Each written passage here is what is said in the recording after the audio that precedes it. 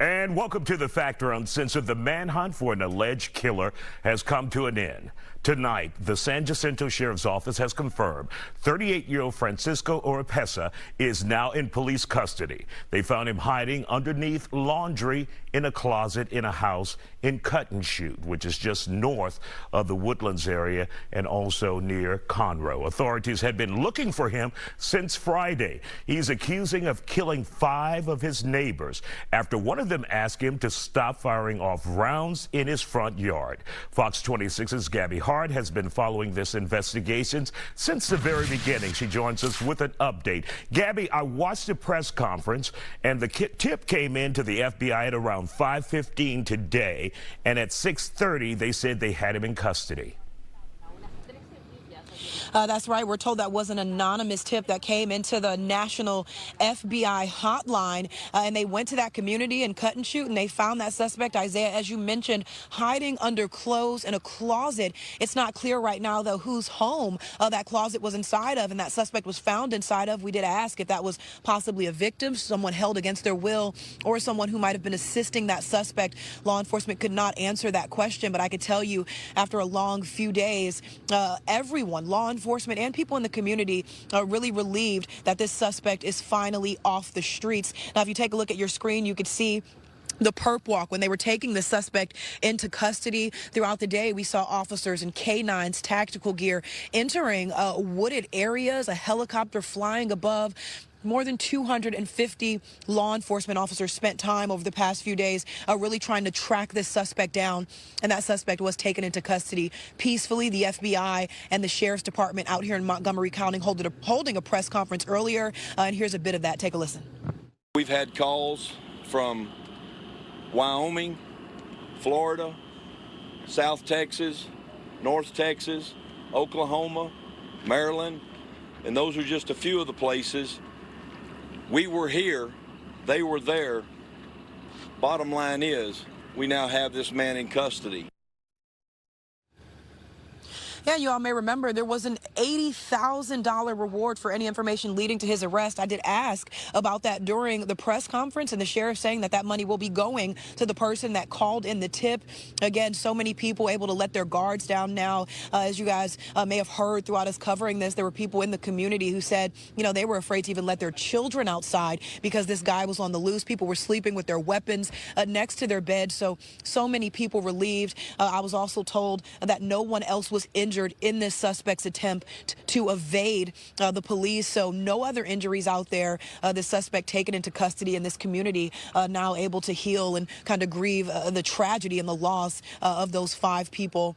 Now that suspect is in Montgomery County Jail being held on a $5 million bond. He is charged with 5 counts of murder. Of course, we will stay on top of this and follow all of the developments. You can check in for those right here and, of course, on fox26houston.com. For now, I am live in Montgomery County. Gabby Hart. Isaiah, back to you.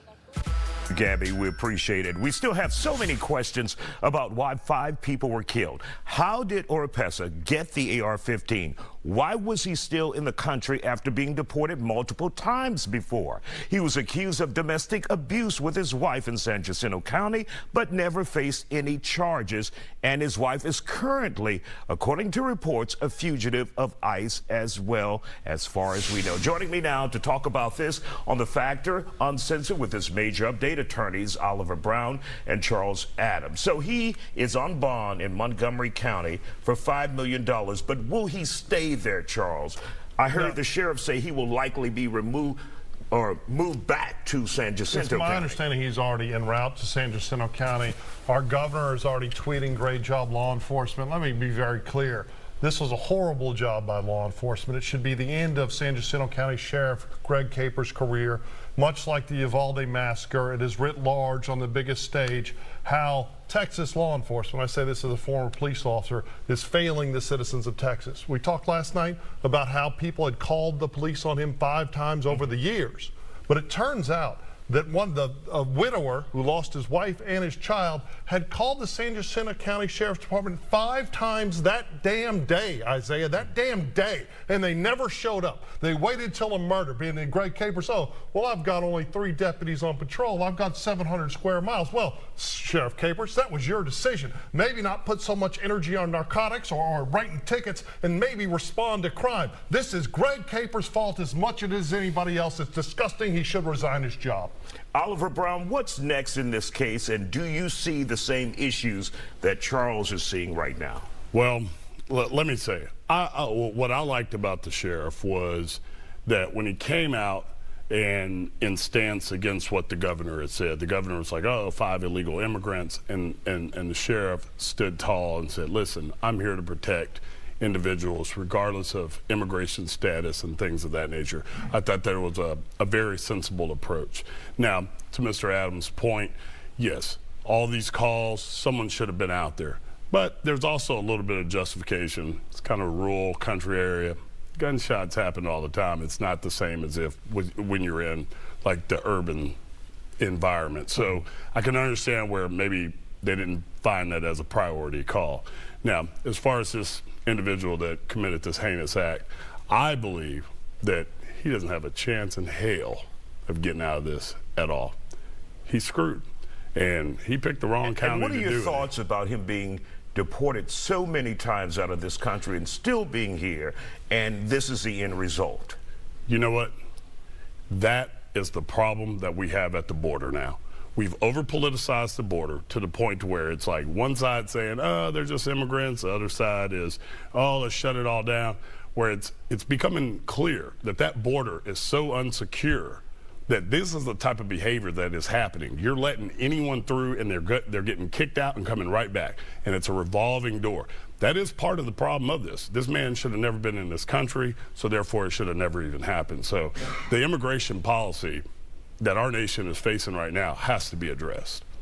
And Charles, when we talk about the sheriff and you're saying he should not be the sheriff there, is it possible, as Oliver said, he was overwhelmed? He is a rural county sheriff where he doesn't have the resources that, say, a Harris County would have to deal with this. It's absolutely not true. The San Jacinto Sheriff's Department has a significant budget. It's all about resources. And when you talk about, oh, it's a rural community, it was a neighborhood.